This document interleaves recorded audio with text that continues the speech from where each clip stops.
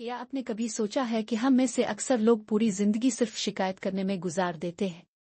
نصیب خراب ہے، پیسے کم ہیں، اب وقت برا ہے۔ لیکن آج کی یہ 2 منٹ کی کہانی آپ کا نئے نظریے سے تعارف کروائے گی۔ ایک شہر میں 2 بھائی رہتے تھے۔ ان کا باپ شرابی تھا اور اکثر گھر میں جھگڑا کرتا تھا۔ 20 سال بعد ایک بھائی جیل میں تھا اور دوسرا شہر کا سب سے بڑا بزنس مین بن چکا تھا۔ ایک رپورٹر نے پہلے بھائی سے پوچھا، تم یہاں جیل میں کیسے پہنچے؟ اس نے جواب دیا، میرا باپ شرابی تھا، وہ ہمیں مارتا تھا، تمہیں اور کیا بنتا؟ وہی رپورٹر دوسرے بھائی کے پاس گیا اور پوچھا، آپ اتنے کامیاب کیسے ہوئے؟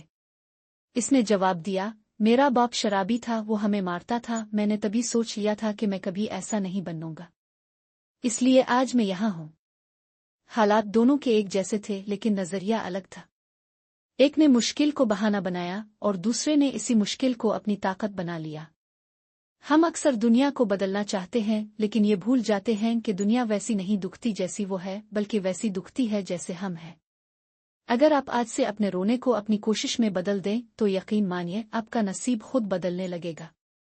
نئے نظریے پر ہمارا مقصد صرف ویڈیوز بنانا نہیں، آپ کی سوچ کو ایک نئی اڑان دینا ہے۔